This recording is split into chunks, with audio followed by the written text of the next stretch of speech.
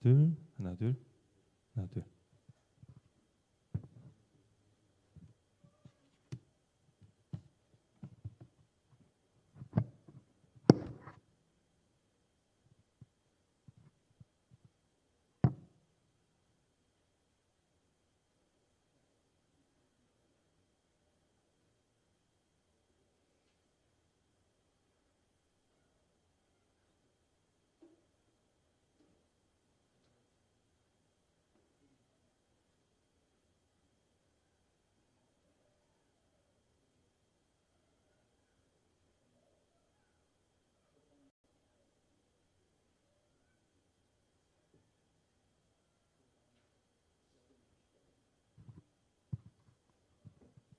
우리 장금옥 집사님 시작하는 참이 좋아하시는 찬양 있으시면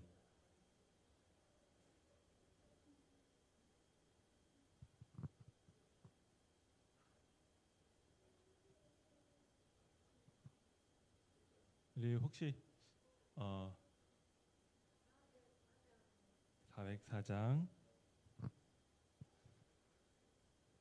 우리 찬미가 404장 함께 부르시고 화요 예배를 시작하도록 하겠습니다.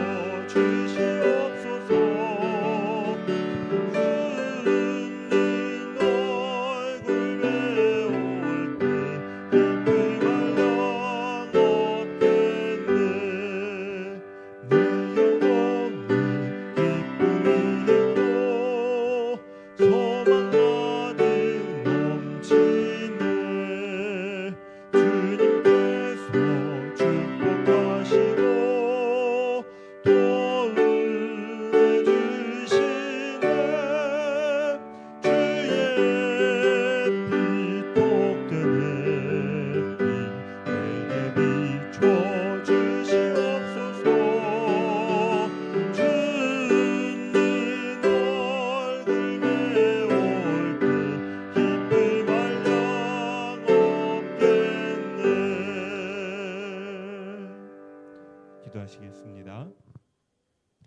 하늘에 계신 하나님 아버지, 오늘 우리에게 놀라운 하루를 허락해 주시고 이 하루를 무사히 마칠 수 있도록 인도해 주시며 이 시간 하나님의 말씀을 통하여 다시금 주님 앞에 나아올 수 있도록 인도하여 주시니 감사를 드립니다. 언제나 우리를 돌보시는 하나님을 이 시간 다시 주목하게 하여 주시고 우리 마음 가운데 있는 모든 염려와 죄들을 주님 앞에 내려놓사오니 주님 정결케 하여 주시옵소서. 우리 마음 가운데 필요한 영적 은혜를 주님 다 아시오니 이 시간 성령의 음성을 통하여 우리 각자에게 개인에게 필요한 주님의 힘과 또한 능력을 더하여 주시옵소서. 이 시간 온전히 주님께만 영광이 되는 거룩한 예배 시간 되게 해주시옵기를 예수님의 이름으로 간절히 기도합니다. 아멘.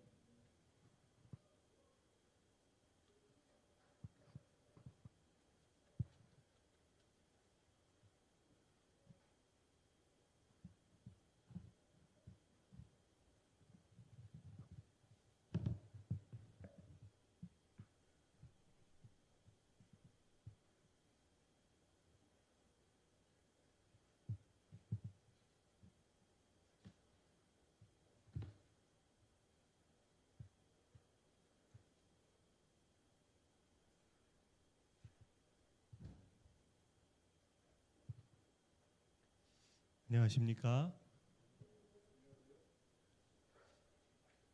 우리가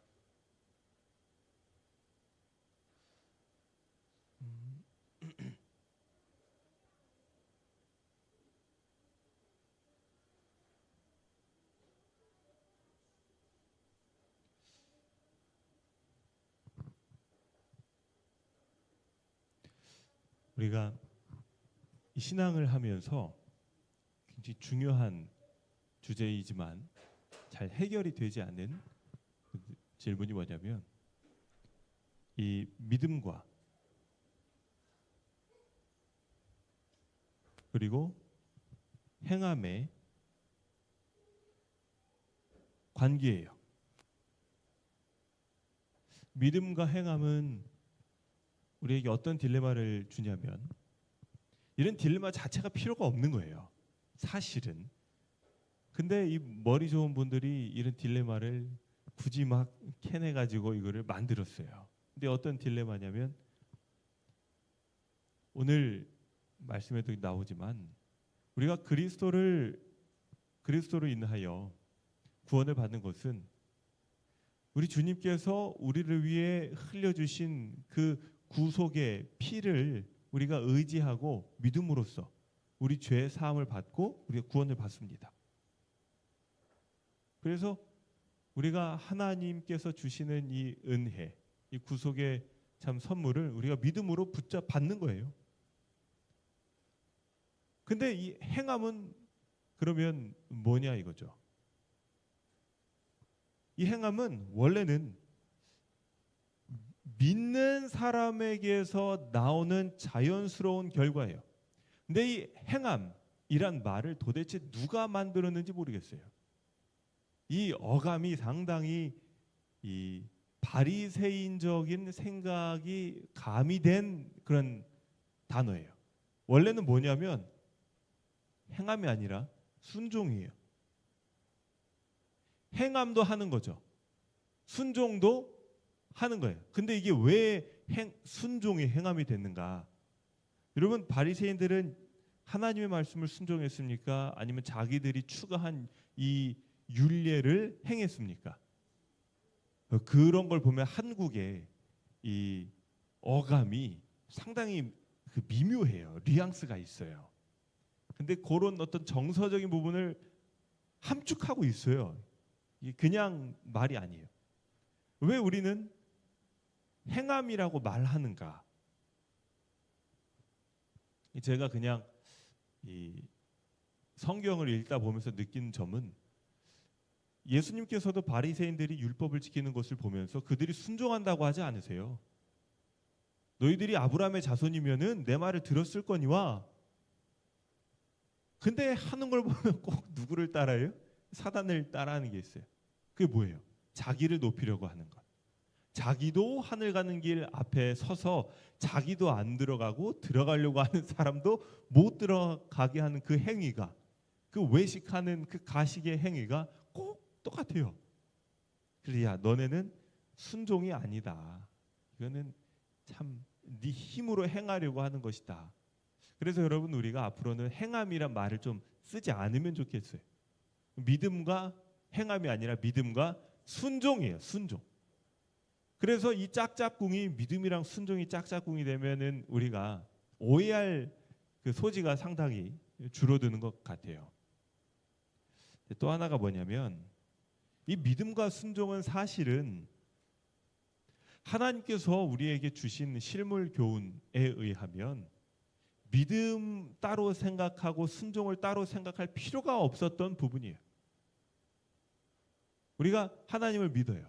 내가 하나님을 믿지. 근데 구원을 받으려고 해보니까 내가 해야 될 게 이제 많아요. 그래서 이것을 행해야 돼. 근데 우리가 언제나 우리의 이 죄된 성향은 언제나 시험을 받기 때문에 우리가 가지고 있는 결함들로 인해서 순종이 잘 안 될 때 우리는 내가 예수님을 안 닮아서 그런가? 내가 아직 부족한가? 이런 죄책감으로 인해서 참 실망하게 돼요. 자신에 대해서. 근데 이건 그런 게 아니에요. 원래는. 그러니까 순종을 못한 거에 의해서 자기 자신을 보면서 자책할 문제가 아니라는 거죠. 이 믿음과 순종의 문제는. 그래서 이걸 우리가 어디에서 보냐면 이거는 참 아름다운 가정에서 보여지는 거예요. 그래서 그 가정 가운데 어머니가 있고 물론 아버지도 있겠죠. 그리고 자녀가 있고. 그래서 자녀가 어머니를 사랑하면 어머니 말씀에 자녀는 뭐 합니까? 순종해요. 이게 자연스러운 거예요.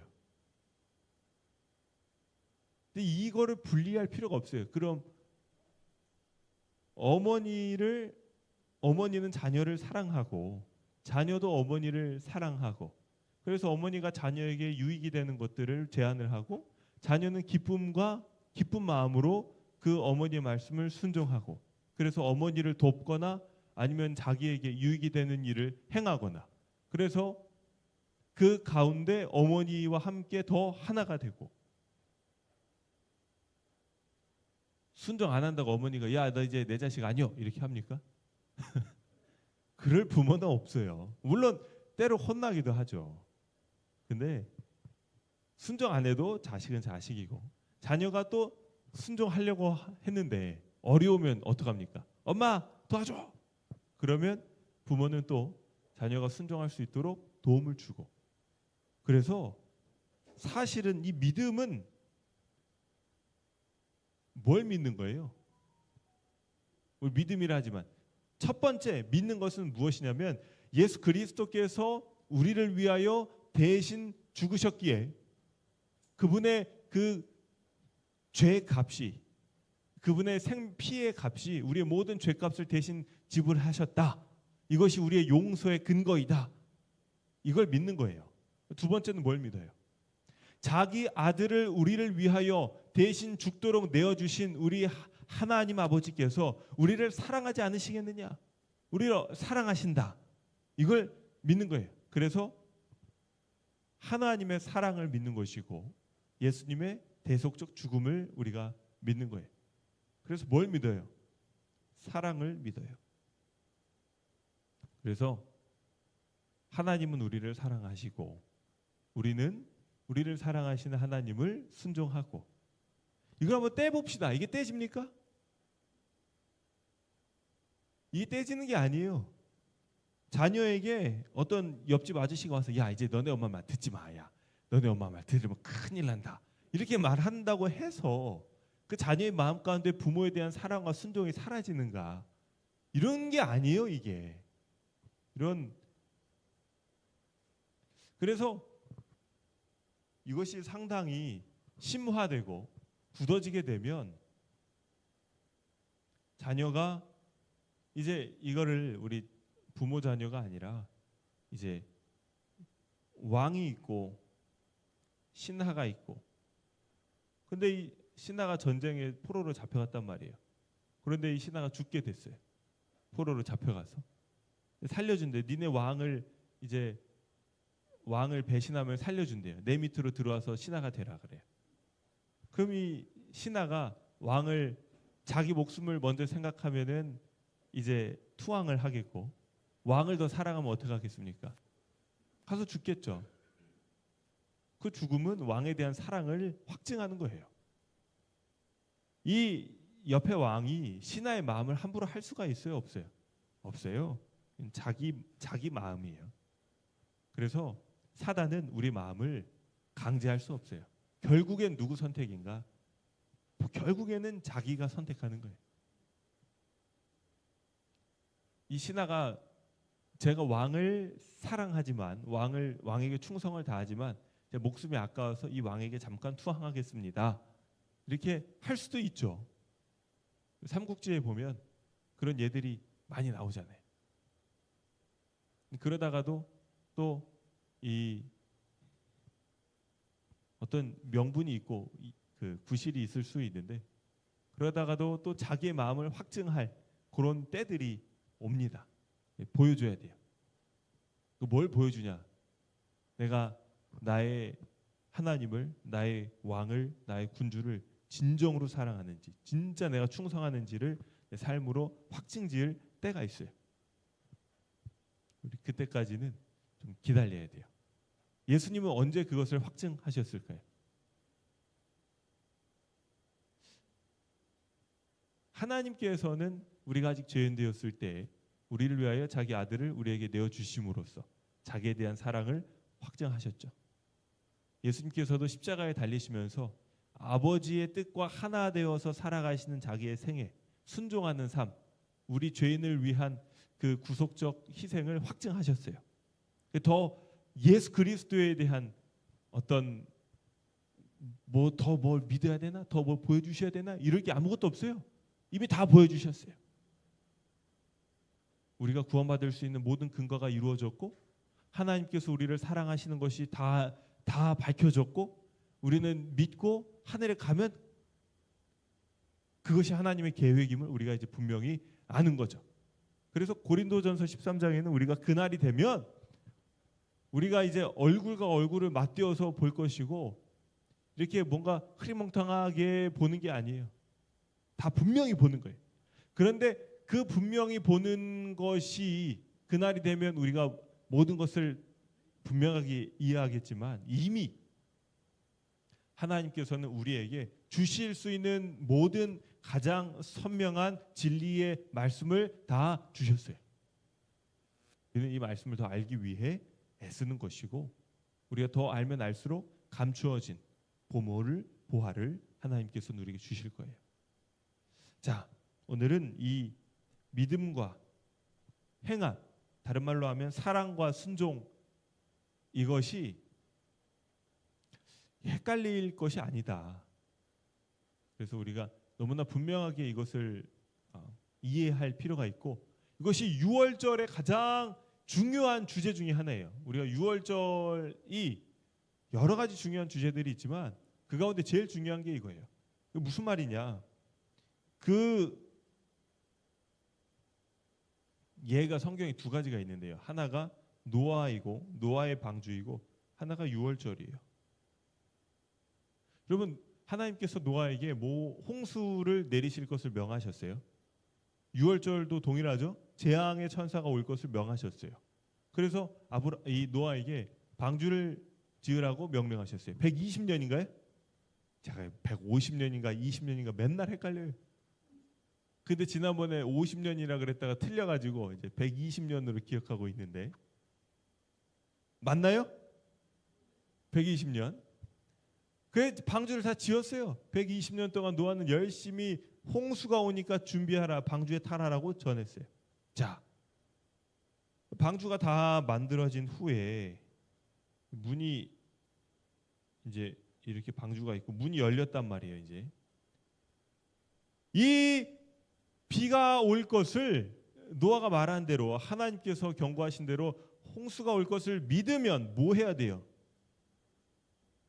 들어가야죠. 그게 믿음인 거예요. 믿음은 뭘 낳아요? 순종을 낳아요. 이걸 어떻게 분해해서 이렇게 잘라서 볼 그게 아니라 그냥 자연스러운 거예요. 배가 고프면 꼬르륵 소리가 나고 졸리면 하품이 나고 그것처럼 믿으면 그렇게 하는 거예요. 하나님께서는 이것을 같은 거로 만들어 주셨어요. 그래서 우리는 이것을 복잡하게 생각할 것이 없습니다. 하나님께서 유월절 날 죽음의 천사가 모든 애굽의 땅과 백성을 덮칠 것을 약속하셨고 경고하셨고, 그날 문지방에 이 하나님께서 주신 자세한 그 순종의 목록들이 있어요. 죽음의 천사를 피할 수 있는 지시사항이 있어요. 그 다 주셨어요. 그것을 순종해서 그대로 하면 사는 거고, 일부러 그것을 안 하거나 나 한 줄 알았는데 깜빡했네, 마치 가스 이걸 잠갔는지 안 잠갔는지 헷갈리는 것처럼 밤에 이제 방에서 벌벌벌 떨면서 여보, 근데 문지방에 피는 발랐어? 아이고 깜빡했네. 그래, 이러면 돼야 안 돼요? 여러분, 하나님께서 우리에게 주신 이 구원의 길에 대해서 깜빡깜빡하면 안 돼요. 그게 무슨 말이에요? 충분히 세심한 주의를 기울이고 미리 준비하라는 이야기예요. 왜냐하면 하나님께서는 우리에게 미리 준비할 시간을 주셔야 안 주셔요? 주셔요. 미리 준비 안 할 이유가 없어요. 여러분, 어디 비행기 타고 해외 가시는데 여권 놓고 가시겠습니까? 가지고 가죠. 제 친구 신혼여행 갈 때 여권 놓고 갔어요. 그래가지고 같이 이제 결혼식 끝나고 이제 공항에 데려다 줬는데 여권이 없는 거예요. 그래서 이제 와이프한테 한 소리 듣고 다시 돌아왔는데, 그러면 안 돼요. 물론 그럴 수도 있지만, 근데 다른 문제가 아니라 우리 구원의 문제에 대해서 이 유월절 날 그 자기 가장이 아이고 깜빡했네, 이거 문집 이거 안 발랐네, 피를 아니면 4개 찍으라 그랬는데 하나만 찍었네, 이렇게 하고 오면 정신없는 거예요. 뭐로 그걸 갚아야 돼요? 자기 아들의 목숨으로 갚아야 돼요. 그렇게 하실랍니까? 이거 순종하는 게 낫죠. 자, 오늘은 6월, 여러분 근데 여기서 감사한 게 뭐냐면, 출애굽기에 이 6월절이 끝나고 이스라엘 백성들, 모든 이스라엘 백성들 중에 야, 저 집은 순종 안 해가지고 죽었다더라, 이런 집 기록돼 있어요, 없어요? 없어요. 장정만 60만 명이 다 나옵니다. 그 가족, 그 가축 다 가지고 나옵니다. 이 말은 뭐예요? 그들이 순종을 한 거예요. 근데 물론 모르겠어요. 한두 집은 순종 안 했어야 하나요? 그러나 전반적으로 셀 수 없는 무리가 나옵니다. 여러분, 우리가 출애굽하는 것은 이 죄의 세상에서 하나님께서 우리를 구원해 내시는 하나님의 능력을 선포하는 것이고, 그곳에 기록되어 있는 것처럼 셀 수 없는 무리가 하나님의 인도하심을 받아 거기서 나옵니다.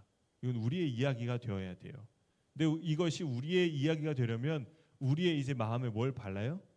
그리스도의 피를 바르고 그리스도의 살과 피를 마시고, 그 피와 살을 마신다는 게 여러분 진짜 피와 살을 마시는 거라고 생각하면 안 돼요. 뭐예요?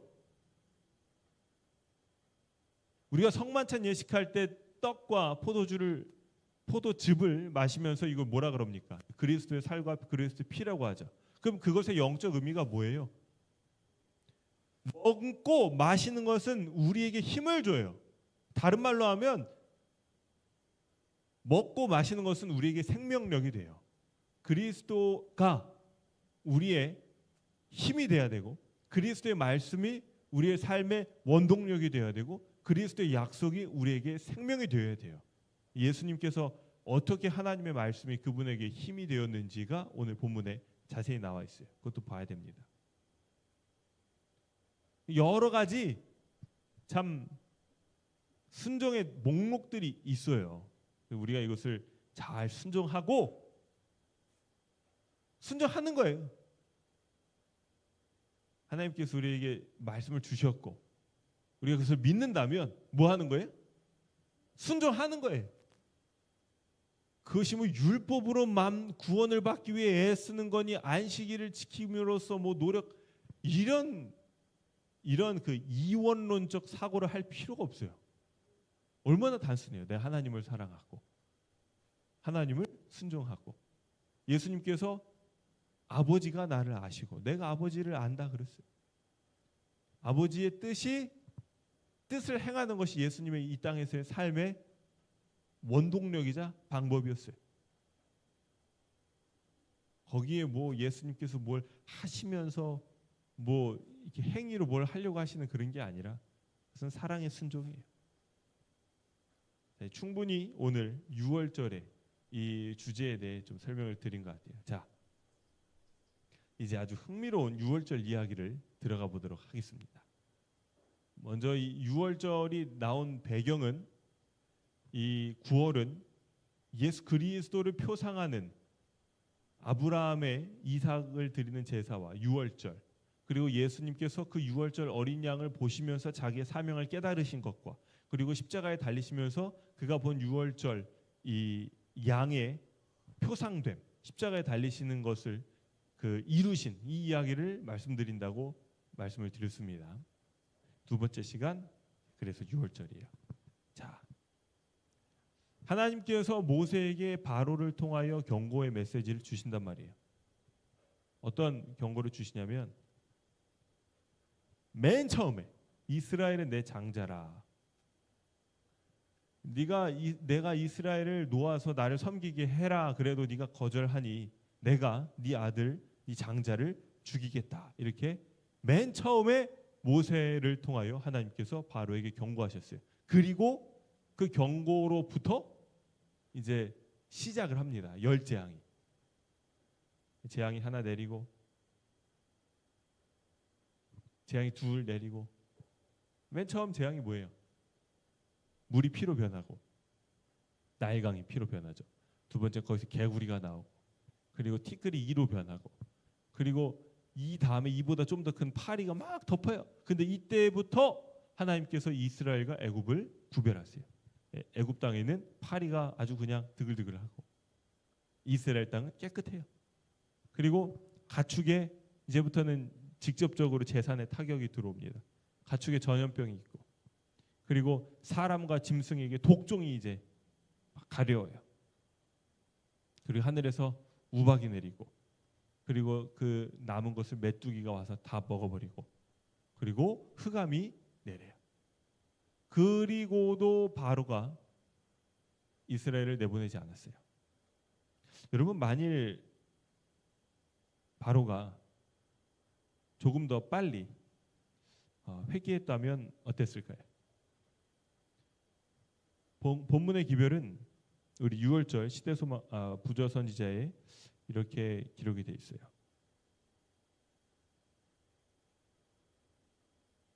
그분은 당신의 형상대로 지음을 받은 사람들을 친절히 돌보신다. 우리 거기엔 없습니다. 나눠드린 인쇄물에는. 만일 애굽 사람들이 그들의 수확물과 양떼와 가축대의 손실을 보고 회개했더라면 그들의 자녀들은 멸망당하지 아니하였을 것이다. 하나 딱 재앙이 왔을 때 오메 하나님 말씀 안 들으면 안 되겠다 하고 이렇게 순종했다라면 안 죽었다는 거죠. 그럼 여러분 제가 질문 하나 드릴게요. 하나님께서 우리의 인생에 허락하신 이 작은 재앙 이 목적이 뭐예요?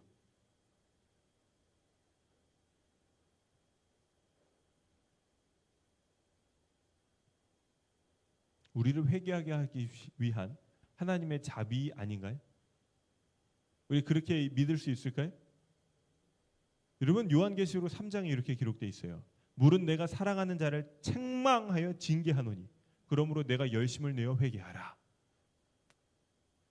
우리가 작은 재앙, 첫째 재앙, 둘째 재앙, 셋째 재앙, 내 삶에 닥치는 이러한 이거 우리가 분별을 할 수 있어야 됩니다. 분별하면서 하나님, 주님 저에게 뭘 원하십니까? 주님 저에게 뭘 원하십니까? 이걸 물어야 돼요. 이거 왠 줄 아세요? 이게 6월절에 잘 표상되어 있는데요. 6월절 때 뭘 먹어요? 이제 양 고기를 먹죠. 근데 이걸 이제 삶아서 구워서 먹나요? 삶아서 먹나요? 일단 한번 보죠. 먹는데 뭐랑 먹어요? 쓴나물과 또 뭐랑 먹어요? 무교병이랑 먹어요. 무교병이랑. 이게 6월절 날 먹는 음식이고 이때부터 7일간 무교절이 있어요. 무교절은 뭐 해야 됩니까? 자기 집에서 누룩을 다 없애야 돼요. 자, 그 누룩을 앓는 빵이 무교병이죠. 그래서 우리가 성만찬 예식할 때 그냥 밀가루만 구워서 먹어요. 여러분, 양은 예수 그리스도의 몸과 그리고 피를 의미하죠. 예수 그리스도의 몸과 피를 먹는다는 것은 예수 그리스도로 말미암아 내가 힘과 능력을 받는 거예요. 내가 예수 그리스도로 말미암아 힘과 능력을 받기 위하여는 무교병, 내 마음에 감추어진 누룩 같은 죄를 제해야 돼요. 그리스도로 더불어 살아가는 사람은 마음에 감추어둔 죄가 있으면 돼야 안 돼요. 그 얘기예요.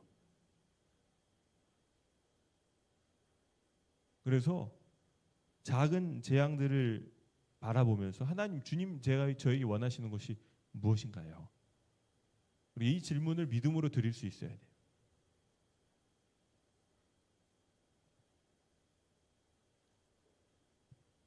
주님이 내 마음 가운데 제하기 원하시는 이 누룩이 있다면, 죄 같은 게 있다면 그걸 내가 가만히 두면 그리스도로 말미암아 내가 힘을 내야 되는데 이 죄로 인해 망가져 버려요.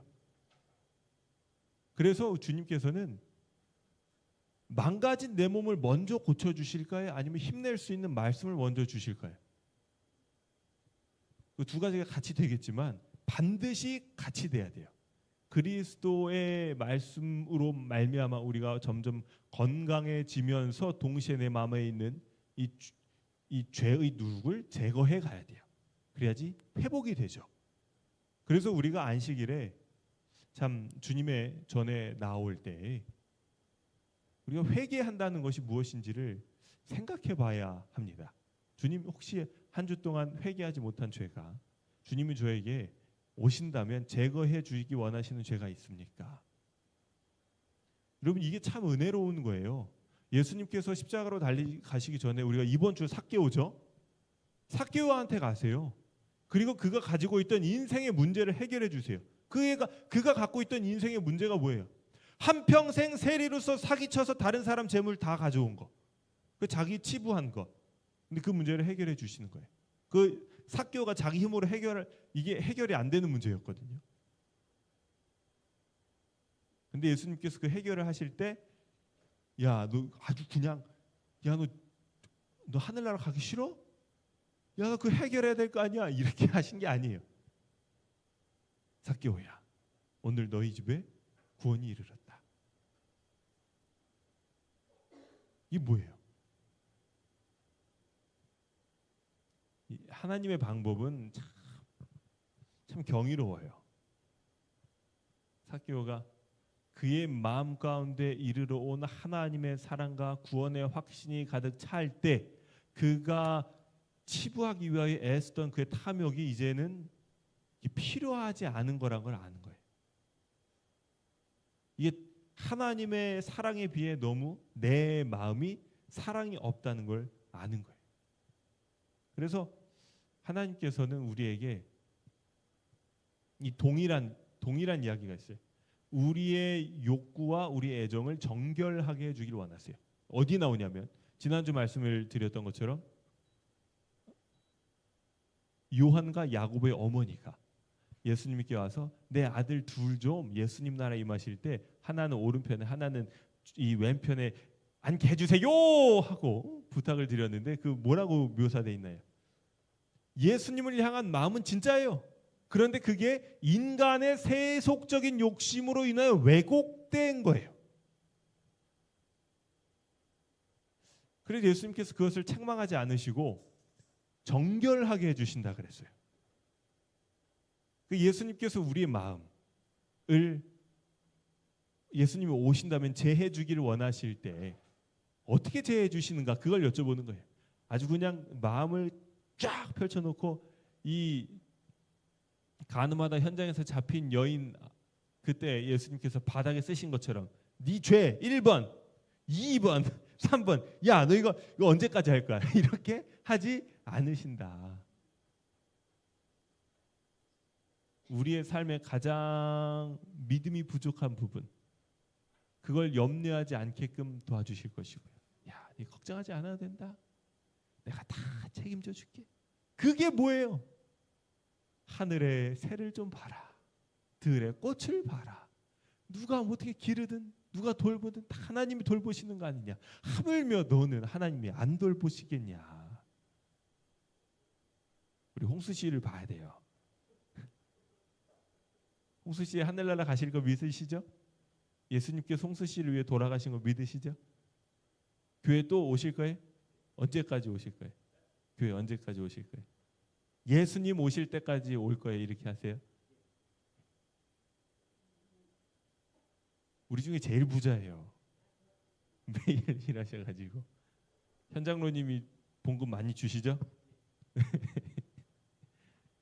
여러분 그래서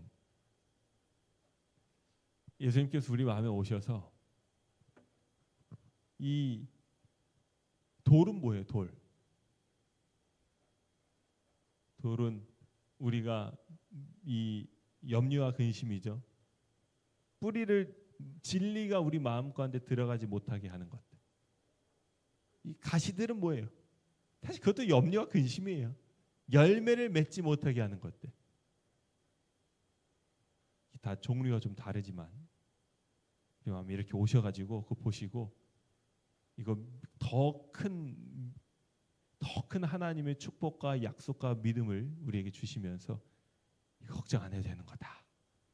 삭개오가 그 문제 해결해 버리잖아요. 요한과 야곱의 어머니가 그 두 아들을 예수님의 나라에 임하실 때 그렇게 내어주고 싶었는데 그게 그 두 아들을 죽음으로 내모는 거는 알았을까요? 몰랐을까요? 그 해주세요 했을 때는 호강하기를 바라는 마음으로 했을 텐데 나중에 알지 않았을까요? 예수님 십자가에 돌아가시고 예수님이 세우기 원하시는 나라가 어떤 것인지를 알았을 때 그때는 주님이 원하시는 대로 써 주십시오 이런 기도를 아마 드리지 않았을까요? 우리도 그렇게 되잖아요. 자, 그래서 여러분 우리가 마음 가운데 이 죄의 누룩을 제거하는 것은 그리스도로 더불어 힘을 얻고 생명을 얻고 살아가기 위하여 같이 결합되어야 하는 거예요. 제일 중요한 것 중에 하나예요.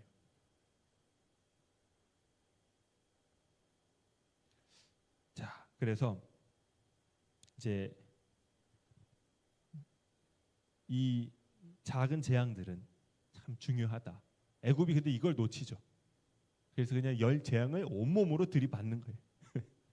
하나님께서 벌하시는데 야 내가 이겨볼란다 하고 염소처럼 뛰어가가지고 다 머리로 들이받으면 얼마나 아프겠어요. 그러지 말자는 거죠. 그리고 이제 10번째 재앙이 드디어 경고로 주어집니다. 야, 이게 참 거시기해요. 하나님께서도 이런 일이 오지 않기를 바라셨겠지만 근데 또 이것이 있어야지 그리스도의 표상이 완성이 돼요. 제일 중요한 표상이니까요.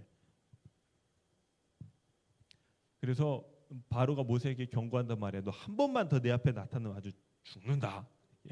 근데 모세가 또 가요. 또 가서 뭐예요? 하나님의 경고를 전해요. 뭐라고 하시는가? 여호와께서 이같이 말씀하시기를 밤중에 내가 애굽 가운데로 들어가리니 애굽 가운데 처음 난 것은 위에 앉은 바로의 장자로부터 맷돌 뒤에 있는 여종의 장자까지와 모든 생축에 처음 난 것이 죽을지라. 애굽 전국에 전무후무한 큰 곡성이 있으리라. 그러나 이스라엘 자손에게는 사람이나 짐승이나 개도 그 혀를 움직이지 않으시리니 여호와가 애굽 사람과 이스라엘 사이에 구별하는 줄을 너희가 알리라. 여러분 예전에는 파리로 구별하셨어요. 파리로. 메뚜기로, 우박으로. 근데 이제는 뭐로 구별하세요? 생명으로 구별하세요. 하나님의 편에는 생명이 있고 하나님의 순종 그 밖에는 죽음이 있다는 것을 보여주세요. 야, 어마어마하지 않습니까? 세상 사람들이 이것을 비웃어요. 그런데 성경은 처음부터 이것에 대해서 강력하게 야, 너 예수님 안 믿으면 죽어, 정신 차려, 이렇게 하지 않으세요. 처음에 하나님의 사랑과 하나님의 구원의 계획과 하나님의 약속과 하나님의 축복과 하나님께서 우리를 위해 하신 모든 헌신과 그리스도의 희생과 그리고 교회를 돌보시는 하나님의 그 긴 섭리와 죄인을 향한 오래 참으심과 하나님께서 죄를 어떻게 다루시는지에 대한 모든 역사들을, 하나님께서 어떻게 천지를 창조하셨고 그 가운데 어떤 하나님의 영광이 드러나는지를 실물 교훈을 통해 우리에게 말씀해 주세요. 그리고 핑계하지 못하도록 우리에게 하나님을 증거하신 후에 그 본질이 결국에는 죄인의 생명을 하나님께서 살리시기 위해 예수 그리스도를 우리에게 보내주셨고, 그것을 거절하는 자에게는 그의 불순종으로 말미암아 그의 행위의 값을 받게 되는 하나님의 거룩한 심판에 대하여 경고하실 수밖에 없어요. 왜냐하면 그 모든 아이고 한 번만 하는 하나님의 얼르고 달래는 그 인내가 결국은 그를 살리기 위함이에요. 그게 생명과 관련이 있는 거거든요. 이 땅에서 축복받고 잘되고 하려고 하나님께서 그렇게 하시는 거 아니에요. 궁극적으로 죄인을 살리시고 하늘로 인도하시기 위해 우리가 잃어버린 하나님의 자녀의 그 권세를 얻게 하시기 위하여 하시는 거거든요. 그러니까 우리가 하나님께서 어이구 이렇게 한다고 해서 너무 이렇게 쉽고 얕게 잡고 이 문제의 본질을, 이 진리의 본질을 생각할 수도 있는데 그렇지 않아요. 내 6월절 이 날은 모든 애굽 백성과 이스라엘 백성이 하나님의 경고에 대하여 아무도 우습게 생각하지 않는 밤이었어요. 이걸 우리가 기억해야 돼요. 이 분위기. 여러분, 노아의 때에는 비가 오기, 그러니까 노아와 그의 가족들과 짐승들이 방주 안으로 들어가고 천사로 인해 문이 닫힌 후부터 며칠 동안 기다렸어요. 일주일 기다렸어요. 일주일 동안 비가 안 왔어요. 그래서 이 사람들이 노아를 놀렸어요. 야, 제발아, 혼자 배만 들어가지고 배 안에 들어가가지고 도대체 뭐하니 거기서. 왜요? 비가 안 오니까. 여러분, 그 기다림의 시간이 얼마나 조롱의 시간이었겠습니까? 그런데 6월절 이 밤은 두려움과 떨림의 밤이었어요. 감히 누가 조롱합니까? 죽음의 천사가 그날 밤 오기로 예견되어 있고 엄숙한 순종이 요구되어 있고, 이날 밤에 이 엄숙하고도 거룩한 하나님의 심판이 집행되기 전 그 분위기는 우리가 하나님의 심판대 앞에 섰을 때, 그리스도의 재림 앞에 섰을 때 그날 밤의 분위기가 비슷하지 않을까요? 우리가 이런 것들을 영적으로 좀 묵상해 봐야 돼요. 이것은 인간의 방종을 제거해 주는 하나님의 도구입니다. 그리스도의 십자가 앞에서 누가 막 함부로 떠들고 웃겠습니까? 이 6월절 날 밤 누가 함부로 떠들고 웃겠어요? 예수님 오실 때 누가 함부로 그렇게 하겠어요? 근데 언제요? 7 나팔이 울릴 때는 함부로 떠드네.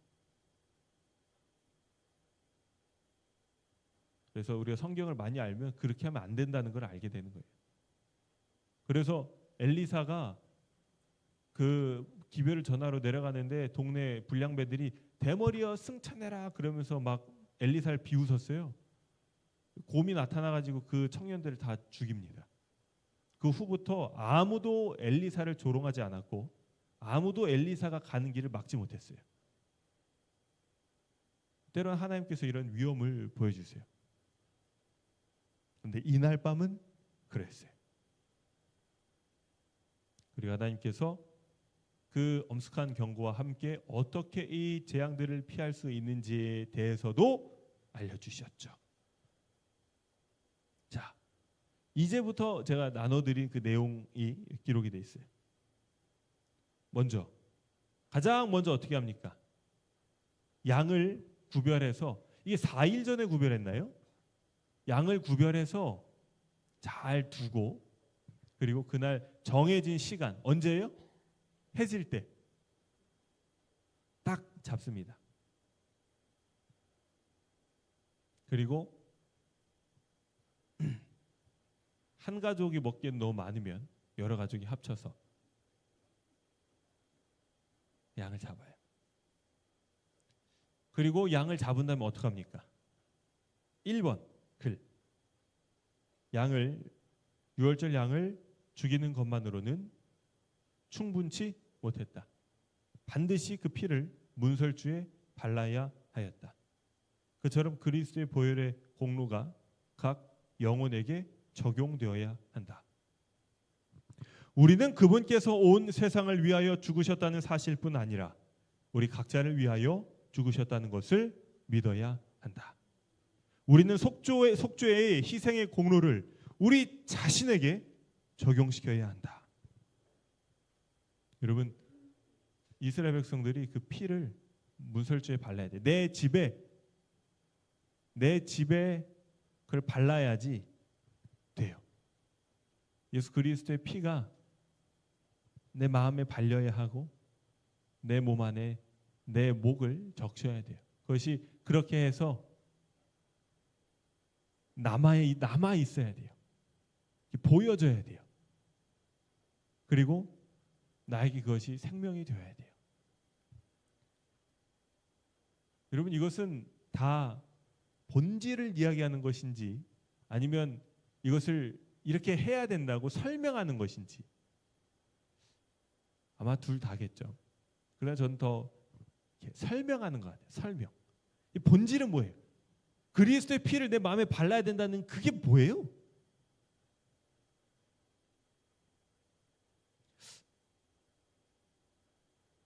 아마 이게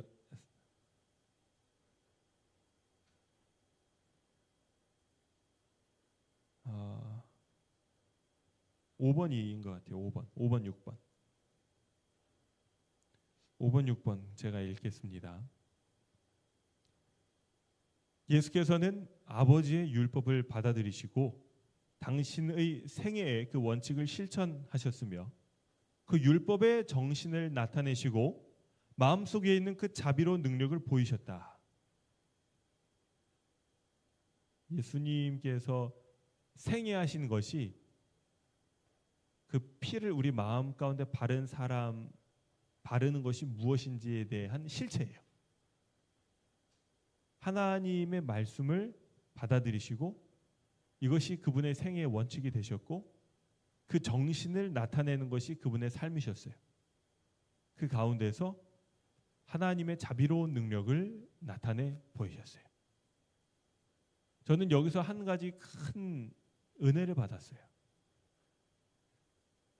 여러분, 이거 잘 보세요. 이게 얼마나 감사한 것인지. 우리가 믿음,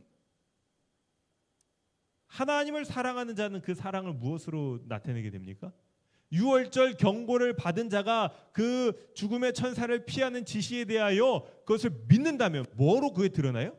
순종으로 드러나요. 하나님의 말씀을 믿는 자가 하나님의 사랑과 예수 그리스도의 희생이 그리고 하나님께서 주신 율법이 참되고 진리라는 것을 믿으면 뭐로 나타나는 거예요? 순종으로 나타나는 거예요. 그런데 이것을 순종할 때 그 순종에 의하여 뭐가 나타나요? 능력이 나타나요. 이 결과예요. 믿음의 결과는 뭐예요? 순종이에요. 순종의 결과는 뭐예요? 능력이에요. 그래서 예수 그리스도의 삶이 성령의 능력으로 충만했던 이유는 그분이 하나님의 말씀을 전적으로 순종하셨기 때문에 그 순종을 위하여 우리 주님께서는 끊임없이 뭐 하셨어요? 기도하셨어요. 아버지를 의지하셨어요. 그러나 그 순종의 결과가 능력으로 나타났어요. 5번, 그 율법의 정신을 나타내시고 마음속에 있는 그 자비로운 능력을 보이셨어요. 6번입니다. 그리스도를 따르는 자들은 그분의 뭐에 동참해요? 경험에. 이것이 우리의 마음에 피를 바르는 것의 실체예요. 그분의 경험에 동참해야 된다. 그들은 하나님의 말씀을 먹고 소화시켜서 그것이 생활과 행동의 원동력이 되도록 해야 한다. 그리스도의 능력으로 말미암아 그들은 그분과 같은 형상으로 화하여 하나님의 속성을 반사해야 한다. 빛과 소금이죠. 여러분, 이러한 아름다운 삶이 우리의 삶에 이루어지기를 원하시나요?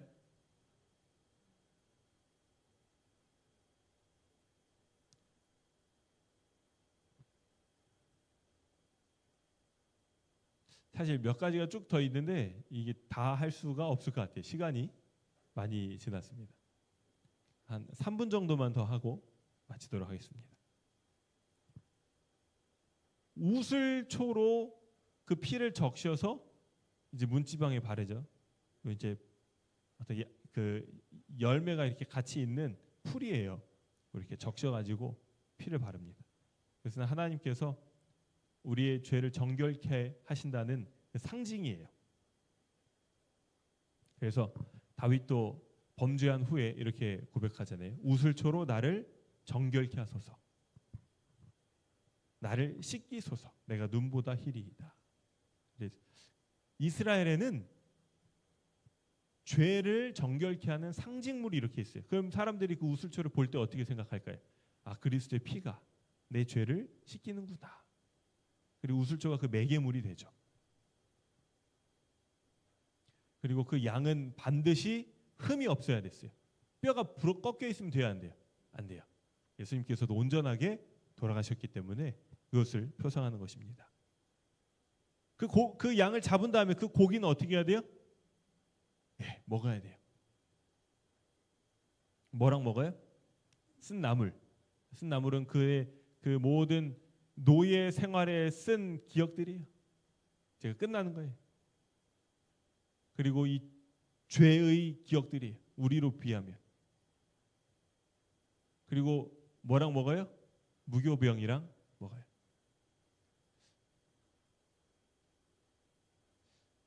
자, 거기서 이제 이렇게 순종을 한 다음에 먹어요. 다음에 나갈 준비를 합니다. 이제 믿음과 순종에 대한 이야기를 잠깐 말씀을 드려야 될 것 같아요. 여러분,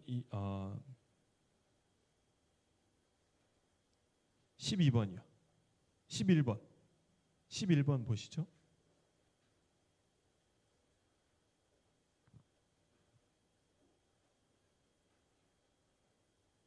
이스라엘 사람들이 그들에게 주어진 지시 중에 한 가지라도 무시했거나 자녀들을 애굽 사람들로부터 떼어놓기를 게을리했거나 어린 양은 잡았지만 그 피를 문설주에 바르지 않았거나 그들의 집 밖으로 나간 사람이 있었다면 그들은 안전하지 못했을 것이다. 하나님이 다 주셨어요. 다 가르쳐 주셨어요. 이거를 고의로 순종하지 않는 것은 야, 이거 어떡합니까? 죽여야 살려요. 하나님이 제일 곤란하신 게 이런 일이에요. 제발 주의 깊게 듣고 그대로 해라. 하나님께서 모세에게 성소 만드는 걸 다 가르쳐 주셨는데 모세가 문을 거꾸로 달아봐요. 어떡합니까? 그러면 안 되는 거예요. 옥천교회 지을 때 제일 속상했던 것 중에 하나가 뭔지 아세요? 사택을 짓는데 문은 오른쪽에 달아놨거든요. 아, 왼쪽에 달아놨거든요. 근데 가서 보니까 문을 오른쪽에 달아놨어요. 방이랑 구조랑 다 바뀌는 거예요, 그러면은. 근데 문을 이미 틀을 잡아놨어요. 그 다, 야, 오, 하나님, 이거 어떡합니까? 그 소리가 절로 나오더라고요. 근데 그나마 그거는 괜찮아요. 성소를 그 문을 거꾸로 달아놨으면 어떡했을까요? 그거는 부시고 다시 만들어야 돼요.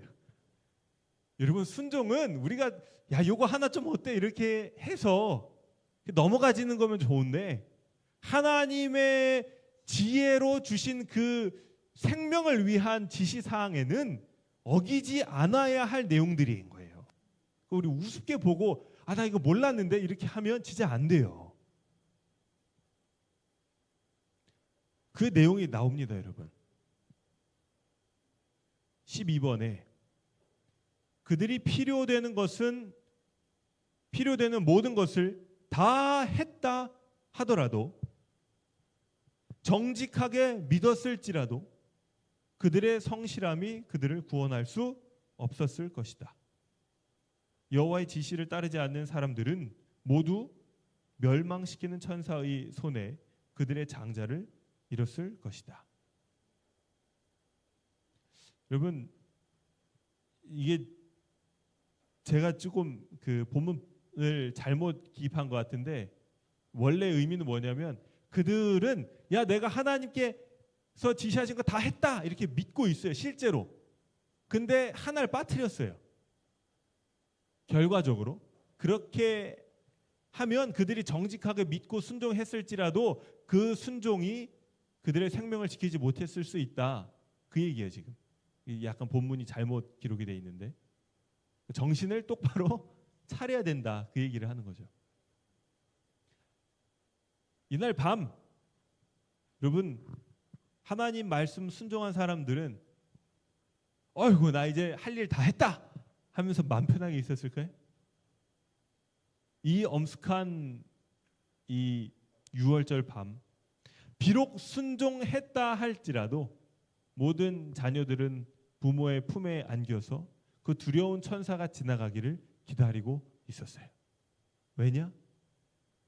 저 집부터 으아 소리가 들려와요. 그럼 나는 나 할 일 다 했지 하고 이렇게 있겠습니까? 죽음의 천사가 저 집에 지금 있는데 지나가기를 기도하면서 내가 다 했다를 의지하는 것이 아니라 하나님께서 나에게 주신 그 모든 내용을 내가 순종했으니 하나님의 자비가 나를 살려주시기를 기도하는 마음으로 그날이 가는 거예요, 여러분. 이 내 구원의 실체, 구원의 날의 나의 실체가 그렇게 지나가는 거예요. 우리가 뭐 구원을, 여러분, 나 구원 받았네, 너 구원 받았네, 노래 부르는 거 좋죠. 근데 구원의 그날 밤 우리가 보낼 시간은 이렇게 지나가요. 두려움과 떨림 가운데 우리의 구원을 이루는 거거든요. 그래서 주님께서 우리를 살리신 것이 우리에게 깊은 감사가 되는데 그 감사는 내 아들이 살아난 것이에요. 내 아들이 살았기에 하나님의 그 심판이 지나간 것에 감사하는 거예요.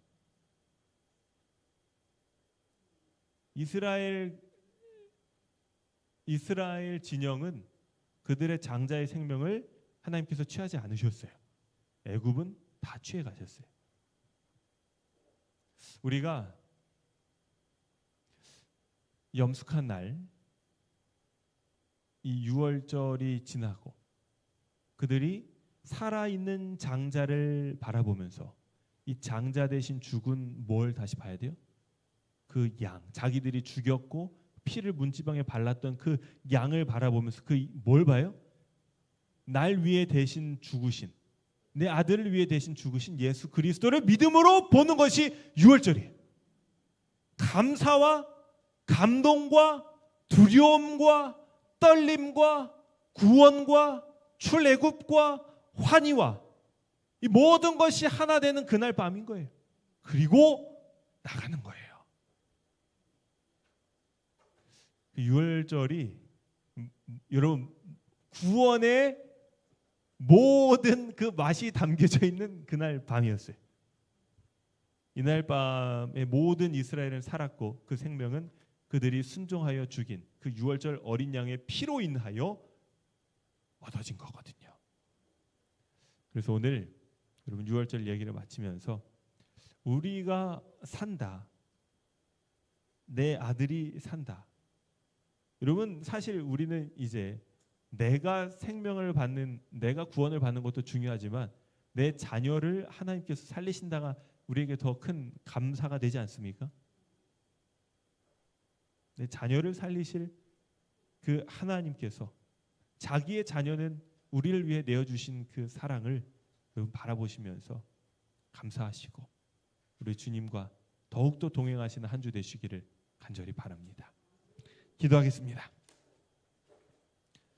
거룩하신 하나님 아버지, 참으로 주님께서 우리에게 주신 이 아름다운 성경의 교훈들을 우리가 바라볼 때 하나님의 구원의 계획과 하나님의 이 모든 섭리와 사랑과 믿음과 순종과 참으로 무엇이라 말할 수 없는 그 구원의 이 경의에 대하여 하나님께 감사와 찬양을 드립니다. 이 하나님을 우리 더욱더 깊이 알게 해주시고 성경에 나타나 있는 더 놀라운 보물들을 우리가 깊이 발견함으로 깊이 주님께 감사하며 우리의 마음을 온전히 주님의 말씀으로 채우게 하여 주시옵소서. 이번 한 주도 주님과 동행하는 아름다운 한 주 되게 해주시옵기를 예수님의 이름을 의지하여 간절히 기도합니다. 아멘.